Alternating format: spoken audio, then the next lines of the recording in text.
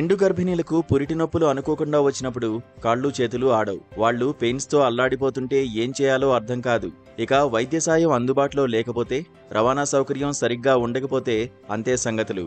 అయితే తాజాగా ఓ గర్భిణి, ఆమె భర్త ఇలాంటి సిచ్యువేషన్ను చూశారు. నెలలు నిండిన గర్భిణి ఎప్పట్లానే పొలానికి వెళ్ళింది. కానీ ఉన్నట్లుండి ఆమెకు పురిటి నొప్పులు వచ్చాయి. భర్త అక్కడే ఉన్నాడు. వైద్య సాయం కోసం పరుగులు తీశాడు. చివరకు మహిళ పొలంలోనే ప్రసవించింది. ఈ సంఘటన ఏలూరు జిల్లాలో చోటు చేసుకుంది. కైకలూరుకు చెందిన గంధం స్వామి, నాంచారమ్మ దంపతులు బాతులు మేపుతూ సంచార జీవనం సాగిస్తున్నారు. ఇటీవలే మత్స్యపురి ప్రాంతానికి వచ్చారు. నాంచారమ్మ నిండు గర్భిణి. పొట్టకూటి కోసం చిన్న చిన్న పనులు చేస్తూ సంచార జీవితం. నిండు గర్భంతో నెలలు నిండినా పనిచేయాల్సిందే.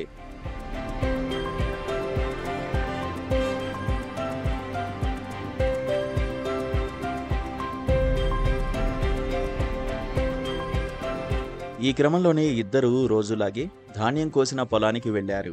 మరోవైపు నాంచారమ్మను పుట్టింట్లో ఉంచలేని పరిస్థితి గంధం స్వామిది. అక్కడ బాతులను మేపుతున్నారు. ఆ సమయంలోనే ఒక్కసారిగా పురిటి నొప్పులు వచ్చాయి. స్వామి ఆమె కేకలు విన్నాడు. దగ్గరకు పరిగెత్తి చూడగా పురిటి నొప్పులు అని అర్థం చేసుకున్నాడు. స్వామికి దిక్కుతోచలేదు. భార్యను పొలంగట్టుపై కొబ్బరి మట్టలపై పడుకోబెట్టి పరుగు పరుగున గ్రామంలోకి వెళ్లాడు.